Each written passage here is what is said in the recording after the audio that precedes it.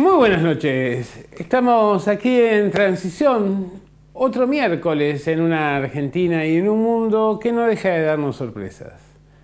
Volvió el Fondo Monetario bueno, según algunos, pero con las exigencias de siempre. Más pobreza, más saqueo, peor capacidad de ingreso para los trabajadores, mayor protección para los sectores financieros y más concentrados. La Argentina se debate respecto de qué posición tomar respecto de estos condicionamientos. Tanto Sergio Massa como los senadores del Frente de Todos plantearon que en realidad el fondo debía morigerar sus exigencias. No es posible que aquel que quiere pagar sea peor tratado que aquellos que no se endeudaron compulsivamente, dijo Massa. Los senadores del Frente de Todos fueron aún más allá y plantearon que, evidentemente, las deudas contraídas por el gobierno de Cambiemos, en buena medida con la complicidad del Fondo Monetario y con el aval del presidente Donald Trump, no podían ser pagadas por el pueblo trabajador. En el medio, el ministro Martín Guzmán trata de negociar haciendo algunas concesiones.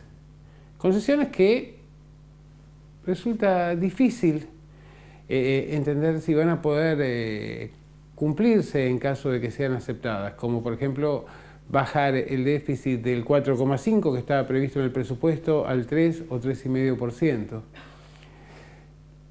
Se trató de estabilizar, de bajar el dólar durante la visita del Fondo Monetario, desprendiéndose de títulos públicos, lanzando nuevos bonos, tomando dinero a pocos días y con altísima tasa de interés.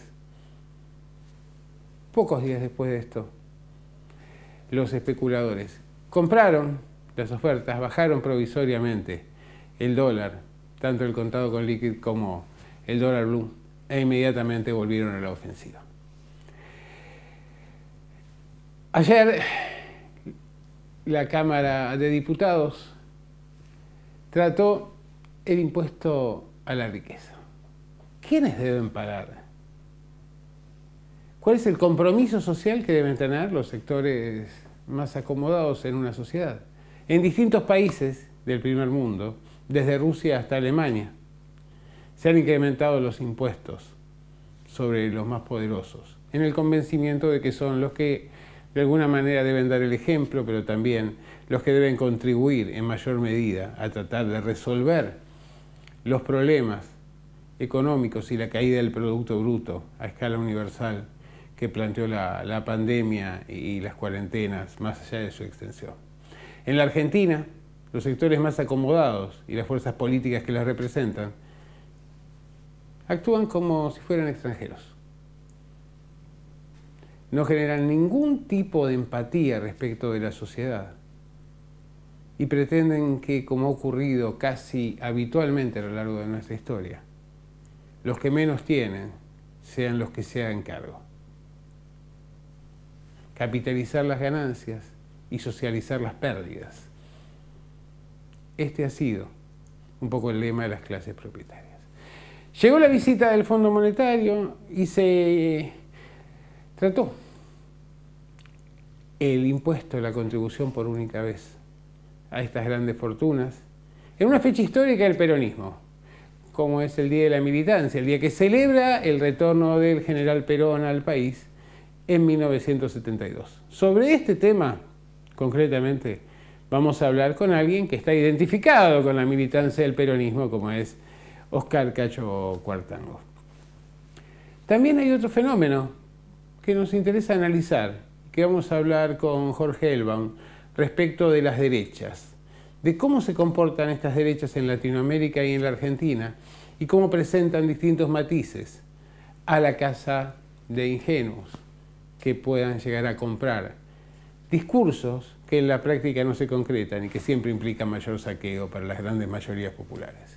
Finalmente nos va a visitar Rosy González, una emprendedora, una joven que ha tratado de afrontar la situación de pandemia y de cuarentena, recurriendo a impulsar emprendimientos, pero también un poco como muestra y como ejemplo de que los jóvenes en nuestro país no necesariamente dependen de ser sostenidos, mantenidos o auxiliados por el Estado o por sus familias, ¿no? Realmente hay muchos jóvenes que han afrontado esta situación, impulsando sus iniciativas y saliendo a pelearla en el ámbito de la sociedad y del mercado. Así empezamos nuestro programa de transición de hoy. Una transición que sabemos que será larga.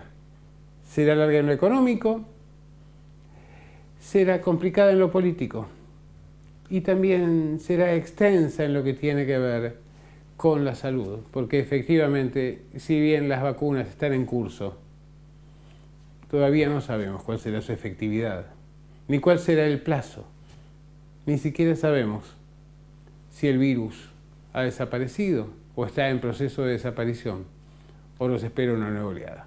Así, en transición, empezamos este nuevo programa.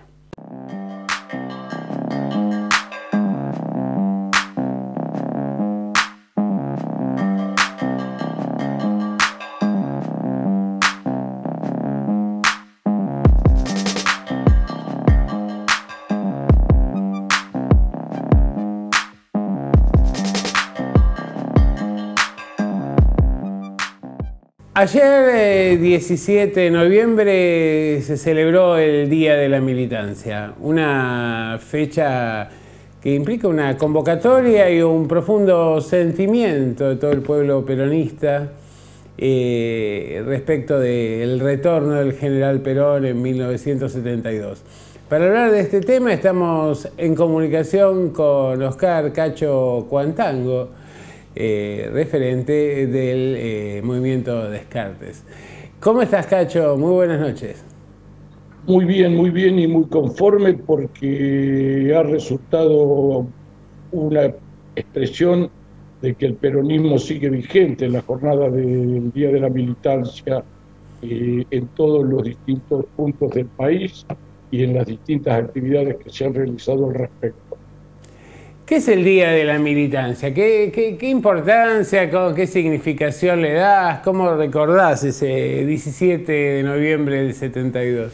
Bueno, yo lo recuerdo primero en las circunstancias particulares del momento, donde he visto a gente grande llorar, donde yo fui con el dirigente sindical de SMATA, el secretario general Klosterman, Dick Henry Klosterman. Yo era un joven abogado de esa organización y fui a Ezeiza porque él me invitó para acompañarlo. Obviamente que no pude llegar a verlo al general Perón, salvo a la distancia en esa foto clásica que está con Rucci y con Juan Manuel Abal Medina, padre, cuando bajaba del avión, y como llovía, Rucci sostenía su paraguas, ¿no? Es una foto histórica. Un ícono. Y pude cruzar las distintas barreras que habían puesto la policía y el ejército, las fuerzas de seguridad y las fuerzas armadas, para impedir el acceso a los militantes, a los peronistas, que iban a recibir a su líder tras 18 años de exilio. Y en ese trayecto, donde en una geografía que no es la actual, el camino a Ezeiza, por el viejo camino de cintura, usaban las distintas grupos que iban caminando o en colectivo o en camión a recibir al líder, y que cuando llegaban a los puestos donde no los dejaban avanzar, se mandaban a campo traviesa, embarrándose, hasta que finalmente llegaron a las proximidades de Ezeiza, donde fueron detenidos porque ya había un operativo espectacular montado de seguridad. mi corazón se estremeció cuando a la distancia, pero muy lejos, adiviné, intuí esa foto que luego sería histórica y sería un clásico. Yo había comenzado a militar en el año 58, cuando tenía 12 años, cumplía 13 y entré al Colegio Nacional con el conflicto estudiantil de la laica y la enseñanza laica y la enseñanza libre.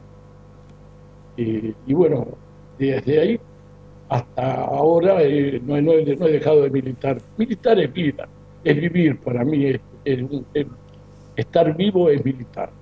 De manera que voy a militar hasta que me muera o hasta que las tabas me den con qué, con ese tal.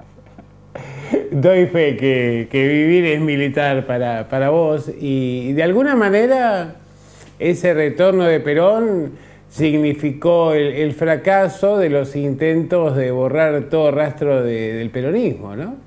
Efectivamente, incluso te digo más, yo creo que el peronismo, no creo, estoy convencido de que el peronismo es la única fuerza creada, surgida en el año 1943, porque comienza a elaborar su proyecto Perón luego de la sonada militar del 4 de junio del 43, que pone fin a la década infame, y sigue vigente en la actualidad.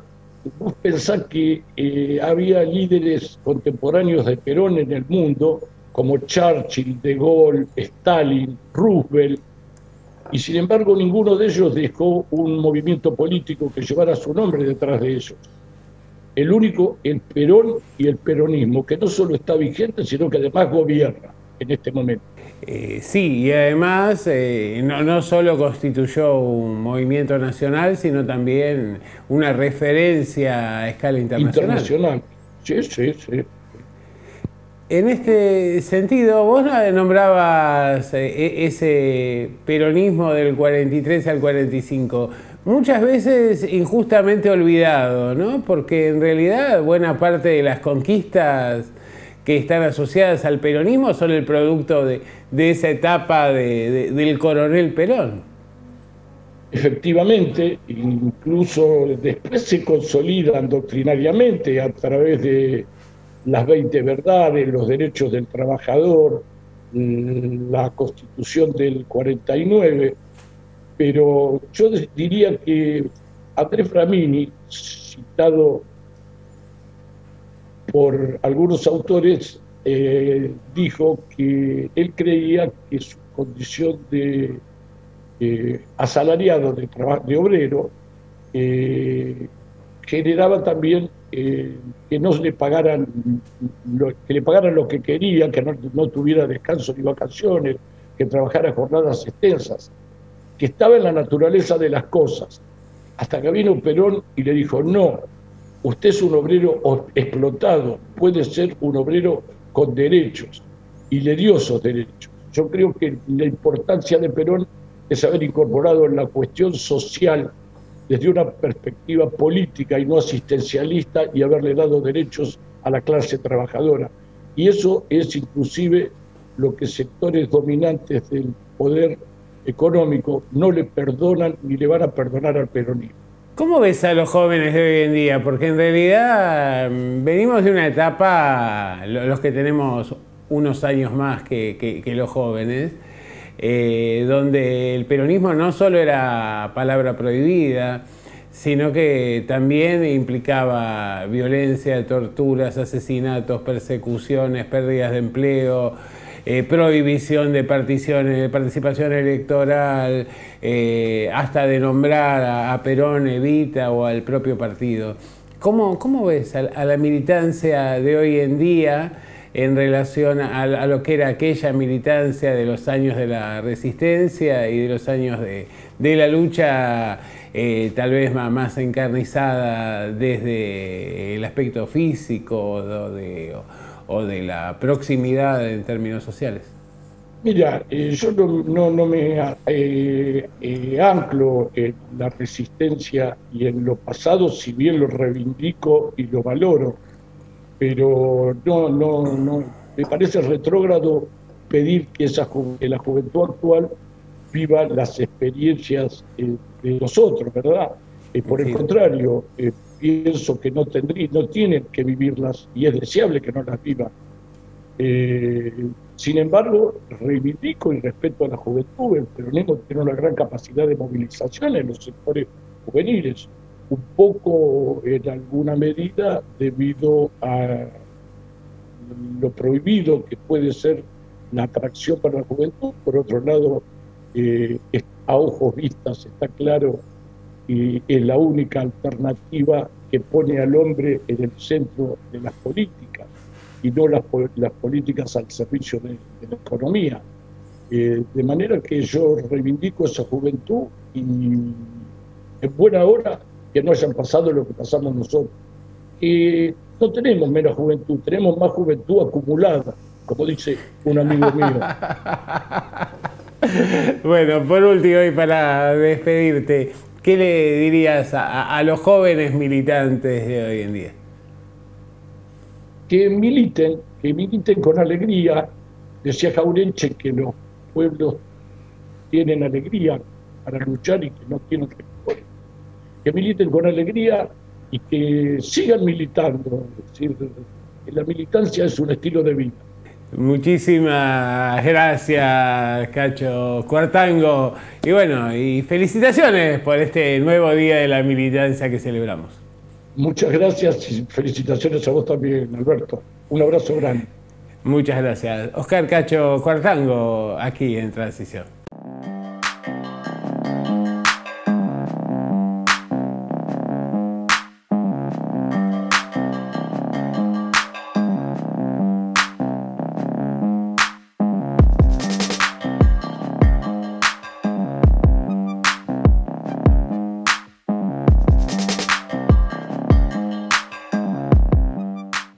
En los últimos años las derechas latinoamericanas han cobrado protagonismo, tanto en lo que tiene que ver con la difusión de sus ideas, a menudo perjudiciales para las mayorías populares, como también en sus éxitos electorales y sus éxitos al momento de acceder al gobierno en distintas naciones latinoamericanas.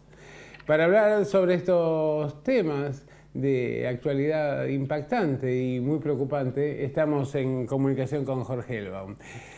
Jorge, muy buenas noches, ¿cómo estás? Hola, buenas noches, ¿cómo estás, Alberto? Muy bien, muy bien. Bueno, estuvimos leyendo un artículo muy interesante tuyo respecto de este fenómeno y nos gustaría que lo comentaras con nuestra audiencia. Sí, la realidad es que es una preocupación mía que trato de desarrollar habitualmente en el Cohete a la Luna, en el portal donde publico semanalmente, un seguimiento de las articulaciones y de los formatos que asume la derecha tanto en América Latina, su impacto y su vínculo sobre todo con el Departamento de Estado de Estados Unidos, y obviamente cómo se expresa también en cada uno de los países. En este caso, el día de ayer salió publicada esta nota que se llama Internas Derechas y Torcidas, que tiene como objetivo describir un poco cuál es la situación actual de los distintos espacios vinculados, obviamente, a los poderes concentrados de nuestro país, cómo están disputando un posicionamiento en aras de ser la continuidad del neoliberalismo argentino, luego de que el macrismo haya tenido ese cuatrienio de fracasos y de desastre que ha dejado obviamente sobre la economía y la política de nuestro país. Creo que hay que Empecemos, hacer un te voy a seguimiento interrumpir un momentito. A ver, ¿son fracasos o tiene que ver con una estrategia concreta de fuga de capitales, concentración, exclusión social, baja de salarios y condicionamiento del que viniera? Digamos, un triunfo para las personas que lograron, como la familia Macri y otros, concentrar más riquezas durante el periodo. Pero es, de alguna manera, un fracaso el hecho de no haberle podido dar continuidad, como pasa en otros países donde la derecha, a pesar de contribuir fuertemente a esa concentración de la riqueza, sin embargo, sigue gobernando, ¿no? Es decir, es un fracaso en términos de que hubiese querido el macrismo y la derecha de nuestro país tener un segundo periodo y ha fracasado en ese intento.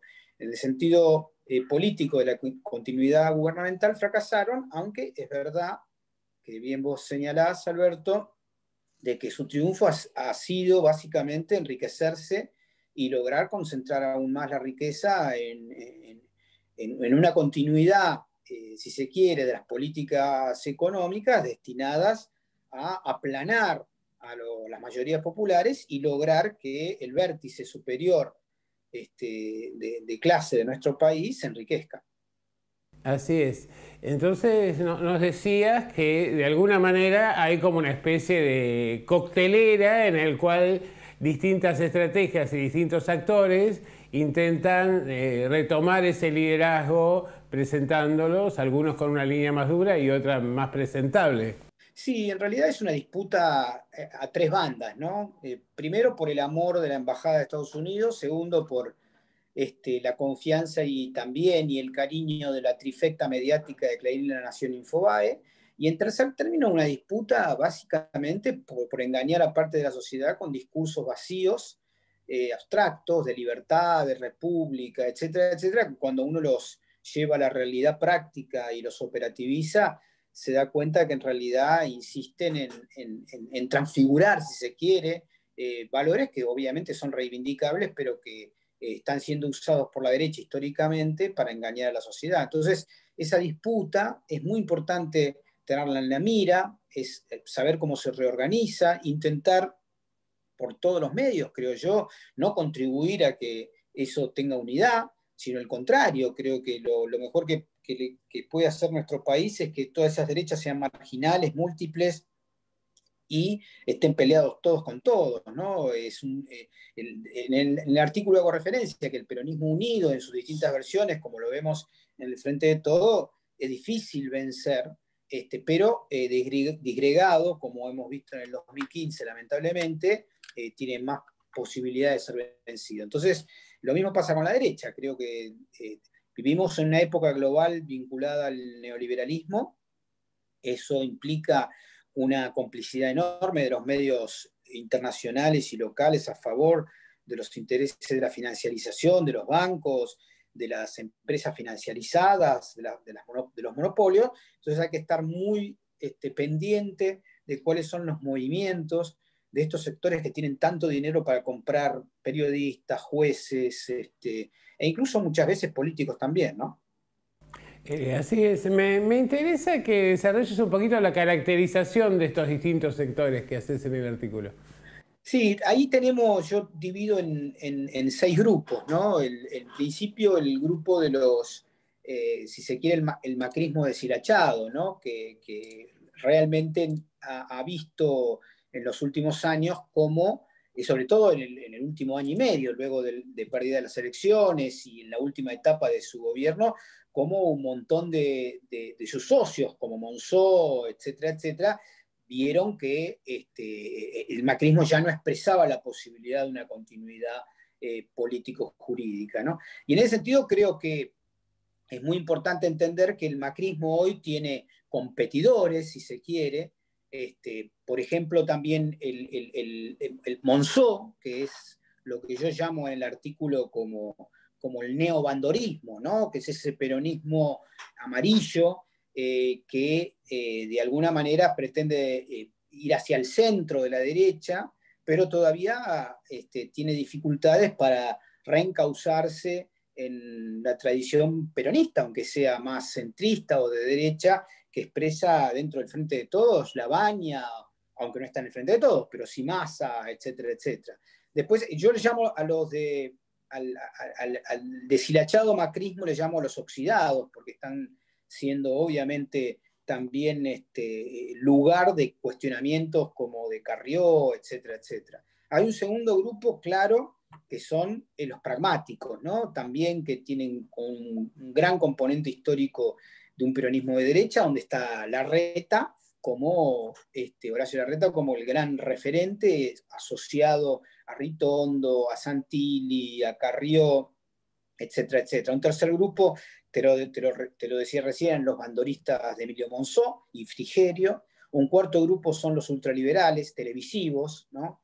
Milei y Spert, que son los que más favoritismo han obtenido por parte de los medios hegemónicos, probablemente por el show y por esa capacidad escandalosa que es muy funcional a la televisión, ¿no? El quinto grupo son los castrenses de uniforme celeste, comandados por el ex carapintada Juan José Gómez Centurión, que fue funcionario del macrismo también en la aduana. Recordemos que tuvo un escándalo que lo salió a defender Carrió, vinculado a contrabando. Y por último, los especialistas en ajuste, que están volviendo a renacer de sus cenizas, comandados por Ricardo López Murphy. Esos son los 6 grupos que hoy se disputan el favoritismo de los CEOs de este país, de las empresas multinacionales, de los medios hegemónicos, y que intentan de alguna manera hacer la cabeza visible de una oposición que realmente tiene muy poco para ofrecer, sobre todo luego de este cuatrienio que la sociedad parece recordar bastante.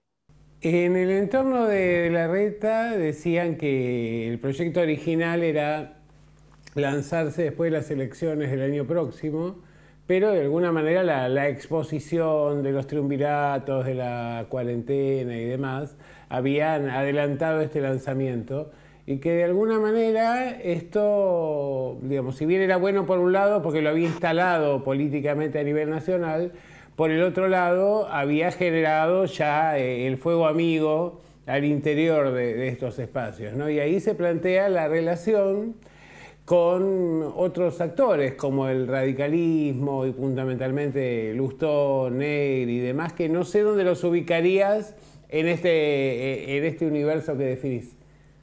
No, bueno, el radicalismo está partido en 1000 pedazos. Lustó está jugando claramente con Larreta, tratando de lograr ser su continuador en la ciudad de Buenos Aires como jefe de gobierno, mientras que, digamos, por ejemplo, el Morales está tratando de parecer invisible en el marco de un acuerdo subrepticio para apoyar las políticas del oficialismo, mientras que el exgobernador de Mendoza se encuentra claramente asociado a Macri, disputando la presidencia con Larreta. Entonces, el radicalismo carece de una política integral y cada uno juega, en todo caso, free rider, juega su camino, tratando de ver cómo puede acumular, bueno, típico del radicalismo, de lo que quedó del radicalismo, en términos de una disputa personal,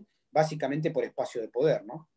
En esta mirada, entonces, podríamos decir, como para concluir, que el radicalismo estaría jugando como una especie de premio consuelo, cuando en realidad el premio pro mayor estaría repartido entre algunos de estos sectores que vos describiste inicialmente. Sí, la realidad es que el radicalismo no tiene una posición unificada y lo vemos claramente en estos 3 actores que te acabo de significar. Uno está jugando con Larreta, el otro está jugando con Macri, el otro está jugando subrepticiamente, el carcelero de Morales, el carcelero de Milagro Sala, trata de aparecer como invisible y funcional, en todo caso, a las políticas del oficialismo. No hay una política unificada, demuestra claramente como lo adelantó ya hace bastante tiempo Leopoldo Moró, la degradación, y recientemente también Ricardo Alfonsín, la degradación de un partido centenario que ya está dando los coletazos de su final histórico, ¿no? Y ahora sí la última. Además de estos de Monzón, hay otros peronistas, reconocidos tal vez más dentro de una tradición del peronismo, que tienen una posición muy crítica respecto del gobierno de Alberto Fernández y que de alguna manera coinciden con sus caracterizaciones o si no, de alguna manera resultan instrumentales para las críticas de estos sectores. Sí, lamentablemente algunos los conozco y he sido, no digo, lo voy a decir con nombre y apellido, por ejemplo, el rol que está ocupando Guillermo Moreno me parece tristísimo, ¿no? Se parece cada vez más a Bárbaro, ¿no? Un showman televisivo marginal que pretende recuperar visibilidad por el lado del escándalo más que por la construcción política, ¿no? No creo que le haga bien al Movimiento Nacional y Popular, al contrario, y creo que tampoco le hace bien a sí mismo, más allá de que le permite aparecer en los medios seguido porque es funcional, obviamente, a los intereses de la derecha, ¿no? Claro, pero me refería también, qué sé yo, está el caso de Pichetto, hay un grupo de peronistas Correcto, perdón. Sí, sí, sí, filomacrista, sí. que Sí, bueno, Carilino ha Pichetto armado hoy es un Macri. partido. Pichetto es Macri. Si se quiere, Pichetto está jugando con Macri fuertemente, en contra de Carrió también, pero son outsiders, me parece que tienen poca estructura. Moreno tiene algo de estructura, por eso lo hace más funcional, insisto, a los intereses de la oposición, ¿no? Correr al gobierno desde un lugar nacionalista hoy, más allá de que, por supuesto, muchas críticas pueden ser válidas y sabiendo que el Frente de Todos es una alianza, es un frente de distintos sectores claramente marcados entre el kirchnerismo, llamémosle el albertismo, el masismo, que son tres componentes imprescindibles que permitieron la victoria contra la derecha, y que eso implica negociaciones, implica niveles de conflicto que deben ser tramitados, enfrentados, debatidos, pero no a través de la tele, de las radios, de las redes sociales, sino en espacios articulados de militancia, activismo, reflexión política, formación de cuadros, etc. Bueno, no puedo terminar sin preguntarte por Alberto Rodríguez Sá.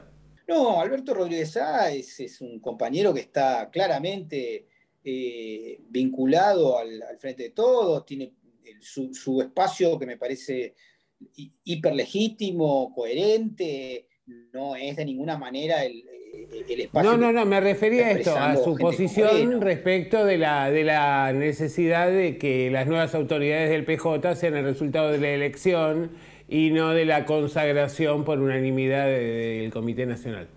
Yo comparto el criterio de que tiene que haber elecciones, eso siempre es mejor que el dedo, y esos posicionamientos siempre me parece que son democráticos y permiten de alguna manera la conformación de espacios representativos. Muy bien. Muchísimas gracias, Jorge Elbaum.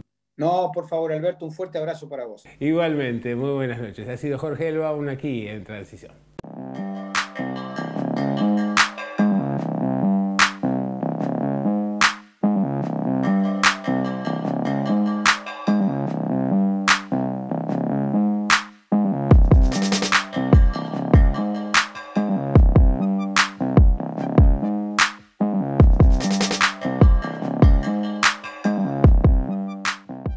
Este martes se celebró el Día de la Militancia, una fecha que hace referencia al retorno del general Perón en 1972, una fecha histórica dentro de la construcción mítica del peronismo y también una fecha que resulta un punto de transición dentro de la historia argentina. Perón había sido derrocado en 1955 y a partir de ahí el proyecto de los sectores antiperonistas, del golirismo nativo, pero también de la política imperial de los Estados Unidos, había consistido en tratar de borrar todo rastro del peronismo, de volver a esa situación previa a 1943, lo que Perón llamó los nostálgicos del 43, es decir, aquellos que imaginaban una Argentina en la cual quedaran destruidos los derechos adquiridos, una Argentina en la cual la concentración de la riqueza volviera a estar en pocas manos, una Argentina donde la industria y el desarrollo de la ciencia tuvieran un lugar marginal o directamente fueran anulados, una Argentina sin sindicatos, una Argentina sin derechos para la mayoría. Durante los 18 años que Perón vivió en el exilio, en el mundo cambiaron muchas cosas. Se desarrolló la Guerra Fría, se produjo la Revolución en China, se liberaron un montón de dominios coloniales a escala universal. Surgieron los denominados países del tercer mundo. El mundo cambió, se hizo diverso. Perón emprendió su actualización doctrinaria como para tratar de adaptar la propuesta del peronismo a los nuevos tiempos, dentro de lo que era esa lógica de la política mundial que siempre debía servir como referencia. En la Argentina se intentó de todos modos, de todas las maneras, tratar de eliminar todo rastro de peronismo.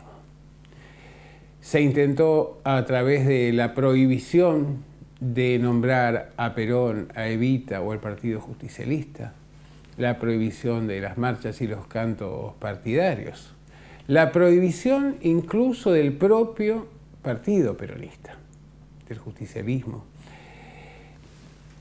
Se anuló por decreto de una dictadura la Constitución del año 1949, se la reemplazó por otra, para la cual se convocaron a elecciones con el peronismo prohibido y luego funcionó sin quórum. Esa Constitución fue la que terminó rigiendo hasta 1994.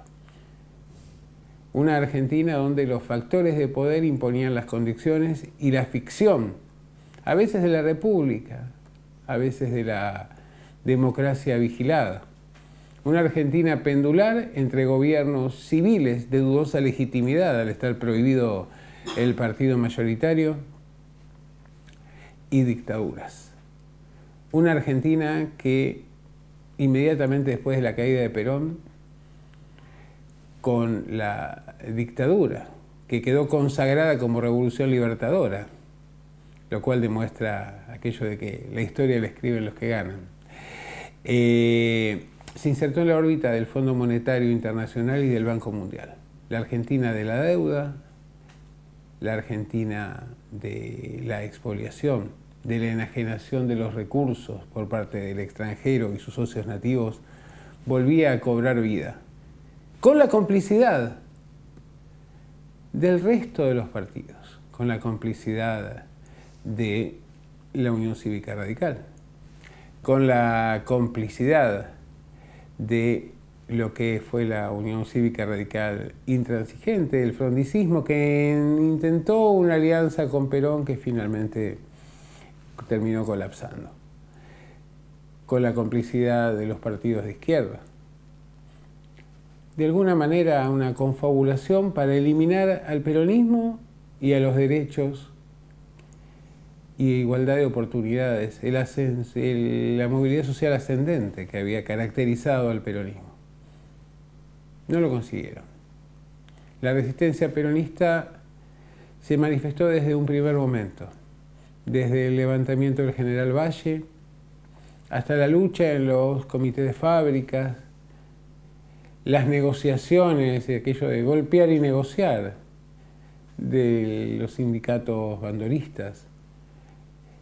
Se trató de dividir a la CGT sin mayor éxito. El sindicalismo se convirtió en la columna vertebral del movimiento peronista, pero también surgió la lucha armada. En una sociedad en la cual no se podían expresar las mayorías, para algunos la alternativa fue recurrir al camino de la violencia,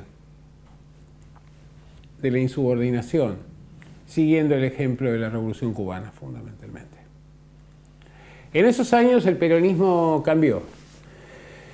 Desde el exilio, Perón daba distintas señales y trataba de alentar para la recuperación de la República y sobre todo la recuperación de la democracia, para que todos y todas pudieran expresar sus ideas, manifestar su militancia. Pero la militancia tenía riesgos. Se convivía con la tortura, se convivía con la muerte, se convivía con la manipulación laboral, se convivía con la censura. Cada vez más la Iniciativa para las Américas volvió más dependiente a las Fuerzas Armadas argentinas de los mandatos del exterior. Perón insistió, no se dejó doblegar, y mucho menos los peronistas, que continuaron luchando desde los sindicatos, desde las unidades básicas, de las unidades básicas clandestinas, por cierto, porque estaba prohibido su funcionamiento. La clandestinidad se convirtió en sinónimo de esta lucha, de esta voluntad de mantener vivo la llama, el espíritu, la doctrina y también los avances que había generado el peronismo desde el gobierno.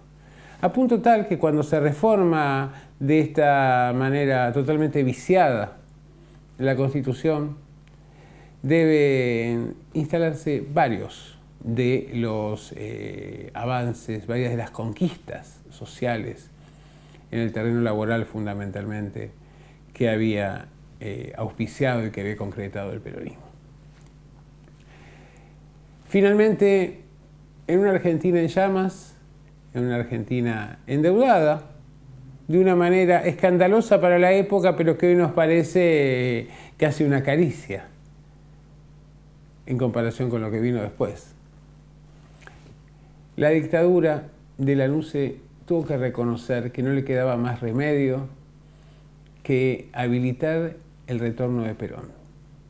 Se le había escapado la situación de las manos. Habían fracasado todos esos intentos de dividir al peronismo, de eliminarlo, de anularlo, de invisibilizarlo. Y Perón volvió a Ezeiza ese 17 de noviembre de 1972. Volvió a Ezeiza en marco de la alegría, de la felicidad popular. Aquellos que habían sido peronistas en los viejos años del peronismo, aquellos que habían sido peronistas durante los años de la resistencia, aquellos que habían ingresado al peronismo, procediendo de otros ámbitos sociales, en vistas de lo que eran en realidad aquellos que se decían defensores de las libertades, defensores de los derechos civiles. El desprestigio rodeó a esos partidos que aprovecharon la ausencia del peronismo para llegar al gobierno. Fundamentalmente el caso de la Unión Cívica Radical, pero no fueron los únicos, también el socialismo, partidos provinciales, liberales, conservadores, la izquierda. Perón volvió. Y Perón legítimamente podría haber vuelto con un discurso y con prácticas de venganza, de revanchismo. Y no lo hizo. Privilegió la patria, privilegió la nación, privilegió el acercamiento incluso con aquellos que habían sido socios de esas dictaduras, como en el caso de Ricardo Balbín y la UCR, en el convencimiento de que había llegado la hora de los pueblos y de que era el momento en el cual la democracia se tenía que presentar como el antídoto para la violencia que se había instalado. De un lado, desde los uniformes o alentando a estos uniformes, intervenían en el Estado para beneficiar a los más poderosos, a los más concentrados. Del otro lado, aquellos que adoptando los planteos y los marcos ideológicos, mayoritariamente provistos por la Revolución Cubana o por el marxismo, algunos otros que se decían peronistas y que planteaban que la lucha armada era el camino.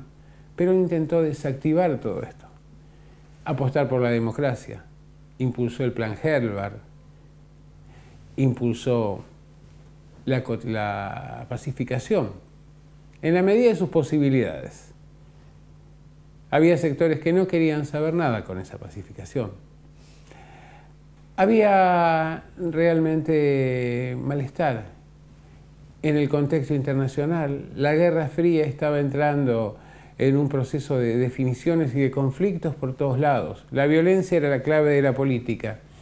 Y Perón volvió con su discurso de paz, con su discurso de amor, con su discurso de tratar de construir la felicidad de los argentinos. Y así consiguió un nuevo logro, que fue poquito después de su muerte, cuando en la Argentina llegamos a ese 50 y 50 de distribución del Producto Bruto Interno entre el capital y el trabajo. Una Argentina que relanzó su industria, relanzó su producción, generó nuevos mercados en países socialistas, tanto a nivel americano como del este de Europa e incluso algún país asiático. Perón dejó un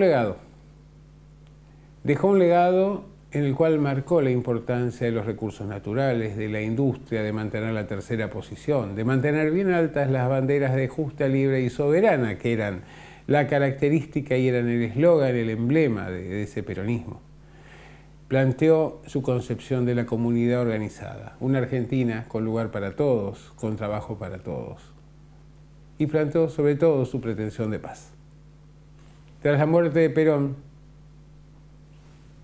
la Argentina entró en un ciclo de violencia, en el peor ciclo de violencia que conoce nuestra historia. Por esta razón, este 17 de noviembre, nuevamente, la militancia se ha convocado. La militancia actual seguramente no ha conocido las persecuciones, no ha conocido la prohibición formal de nombrar a Perón, a Evita o al Partido Justicialista. Ha cantado generosamente las marchas y los eslogans partidarios.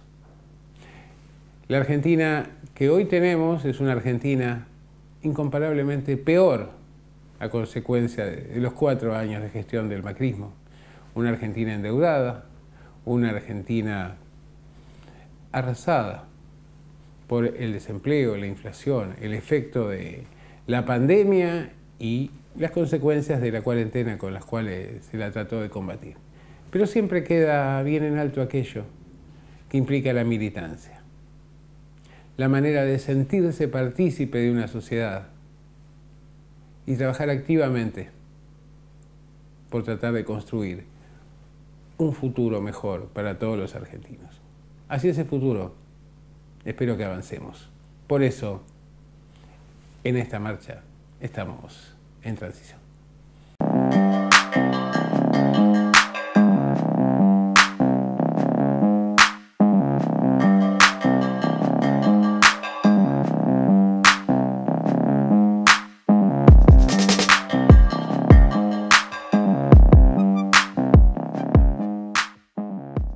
La cuarentena y la pandemia han planteado distintos desafíos a los diversos grupos sociales.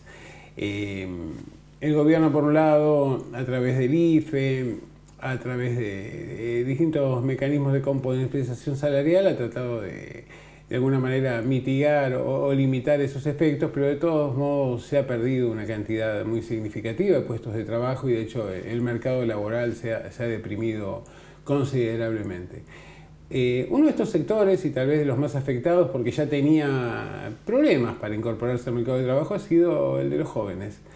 Y los jóvenes han reaccionado de distintas maneras, ¿no? Bueno, algunos han tomado esto como inevitable y de alguna manera se ha fortalecido la dependencia dentro del ámbito familiar.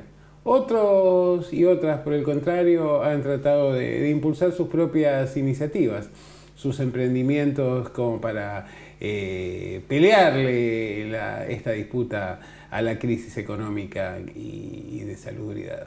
Estamos aquí ahora en transición con Rosy González, acá habitante adoptada de La Plata, que ha lanzado unos emprendimientos muy interesantes, pero me gustaría, antes de que nos cuentes un poquito, a ver, ¿cómo fue tu determinación de lanzarte adelante? ¿Con quiénes estás haciendo esto? Buenas tardes, buenos días Alberto y a toda la audiencia. Bueno, yo hace un año que empecé con un emprendimiento de Rusanesa Girarte. Ofrecí hacer productos de souvenirs para bodas, 15 años, todo tipo de eventos, que es decorar copas con detalles bonitos, quizás para brindis, centros de mesa y todo. Entonces, esa iniciativa fue previa a la pandemia. Previa a la pandemia, hace como un año ya. Ajá. ¿Y cómo funcionó? ¿De alguna manera vos notaste que hubo una disminución en la demanda? ¿Cómo venía marchando? Veníamos bien con ventas grandes, pedidos grandes. Es más, para marzo tenía un pedido grande para mi emprendimiento, pero vino la pandemia y se cerró todo. ¿Y entonces ahí decidiste lanzarte también con otro emprendimiento? Sí, en julio, que bueno, pensando, viendo la forma de traer algo de plata a mi casa, dije, bueno, tengo que ver qué hacer, investigando en internet, viendo qué es lo que otras personas ofrecen quizás. Entonces vi que hay mucha gente que ofrece caja de suscripción para mujer, hombres y cualquier persona. Entonces yo dije, bueno, voy a hacer una caja de suscripción para la mujer ofreciéndole productos de belleza, accesorios, con alguna temática. Por ejemplo, hice uno para el Día del Niño, en una caja para ellos, ofreciéndoles juguetes, materiales didácticos y varias cosas más. Entonces de ahí empecé con mi caja de suscripción, que me está yendo bien. A veces estoy retrocediendo, pero vamos avanzando. ¿Esto es un emprendimiento personal? ¿Es un emprendimiento familiar? Es un emprendimiento personal mío, pero tengo la ayuda de mi pareja, que siempre está apoyándome en todo. Vos me dijiste que habías venido de Paraguay hace un tiempo. Sí, de Paraguay, hace 3 años. Hace 3 años. ¿Y tuviste alguna vez empleo formal aquí en la Argentina o siempre trabajaste o te manejaste de este modo? Todavía no he tenido un empleo formal, recién estoy comenzando, porque bueno, el papel, entre la documentación, varias cosas, el estudio también, porque estoy haciendo en la universidad análisis en informática. ¿Aquí en La Plata? Sí, Ajá. en la Universidad Nacional de La Plata. Y como referencia del ambiente social en el que vos te manejás, ¿cómo ves la situación de los jóvenes? ¿Cómo los ha impactado? Y bueno, como todos, algunos le ayudaron un montón, otros se quedaron porque bueno, hubo poca demanda laboral. Y algunos, he visto unos amigos que hicieron su emprendimiento, otros, una amiga también que lo hizo, y otros buscando trabajo de delivery, que fue un boom en esta pandemia. ¿Y cuáles son las expectativas? Es decir, ¿notás que hay confianza respecto a la etapa que viene, que hay preocupación, que hay incertidumbre? Sí, yo creo que hay mucha preocupación en cuanto a la economía, porque bueno, vemos que estamos un poco en caída, pero vamos a ver qué pasa. También estás desarrollando una actividad en el ámbito de la comunicación. Sí, empecé en octubre. ¿Y cómo es esto? ¿Cómo llegaste a esta Radio El Mundo? ¿Qué tipo de interés tenías? ¿Ya habías tenido experiencia previa? En Paraguay hice radio, Ajá. Radio comunitario que se dice. Es un barrio, una radio que se escucha en poca zona. Y siempre me gustó la comunicación, hacer radio. Siempre dije, bueno, algún día voy a tener que hacer radio, televisión.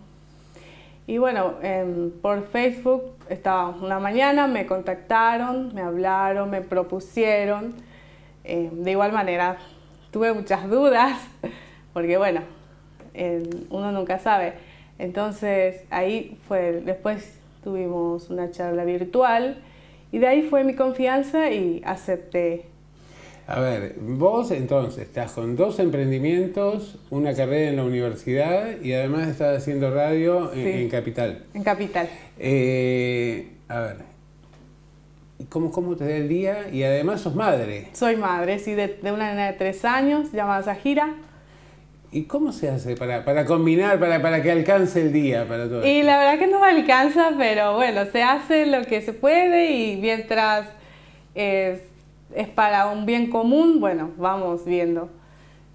Yo te invité aquí porque en realidad me pareció, a ver, una muy buena señal, un muy buen indicador, el hecho de, bueno, a ver, siendo inmigrante de alguna manera, aunque ya con una cierta antigüedad, Bueno, ya adoptada Sí, ya. por nuestra sociedad, y además proviniendo de Paraguay, es un pueblo hermano prácticamente, una extensión uno de otro, ¿no?, de estos países, pero el hecho de que con una nena tan chiquita y demás, que te hayas animado a emprender este arco tan variado de actividades, cuando en general uno ve que muchas veces el hecho de que a lo mejor no haya una demanda laboral o que a veces se compliquen las formas de acceder a algún beneficio social, digamos, acobarda o conduce por caminos que son poco deseables a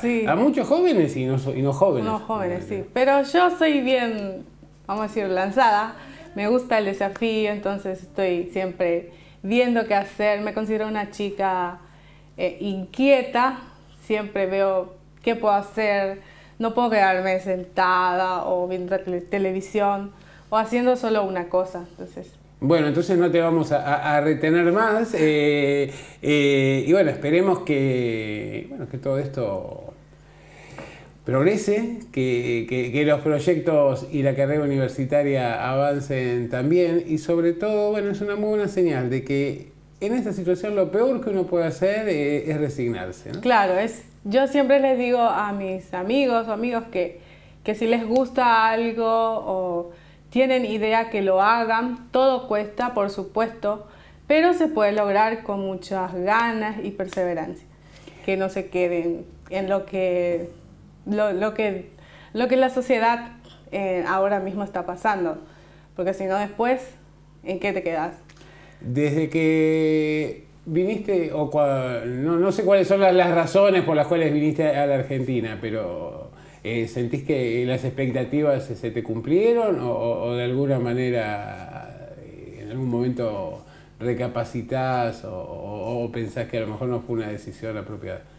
Al principio me costó. Dije, bueno, estoy acá y todavía no me salía nada, pero ahora creo que me estoy evolucionando como yo quise y creo que me va a ir muy bien. Todo depende de mí y de mi perseverancia.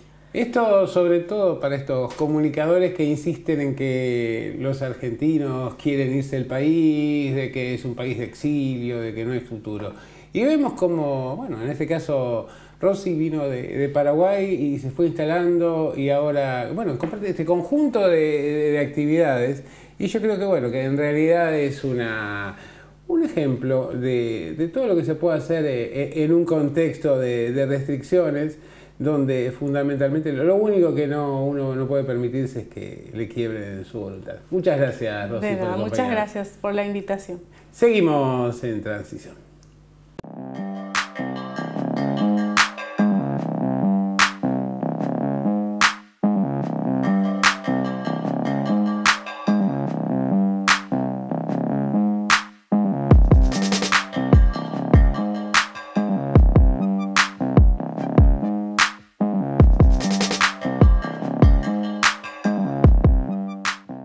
A lo largo del programa hemos tocado distintos temas, desde el recuerdo histórico de este 17 de noviembre, este retorno de Perón a la Argentina, luego de 18 años de exilio, el fenómeno de las nuevas derechas, tanto en América Latina como en nuestro país.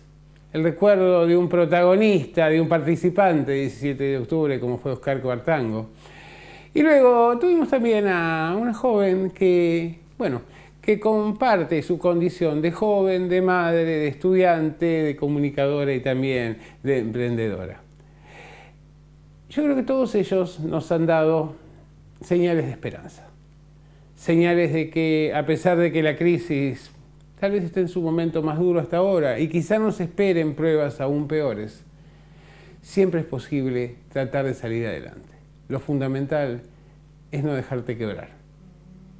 Hay que impulsar no solo la buena onda, no solo estimular las iniciativas individuales y grupales, sino tener el convencimiento de que estas pruebas solo pueden salirse con la unidad y con el respaldo del conjunto. No vale salvarse solo. El virus no te esquiva porque vos tratés de diferenciarse. Nos veremos la semana próxima aquí en Transición, discutiendo la nueva normalidad, en una Argentina que no deja de sorprendernos y esperemos que con las mejores noticias, porque en realidad nos lo merecemos. Chau, el próximo miércoles a las 22 aquí por Realpolitik en Transición.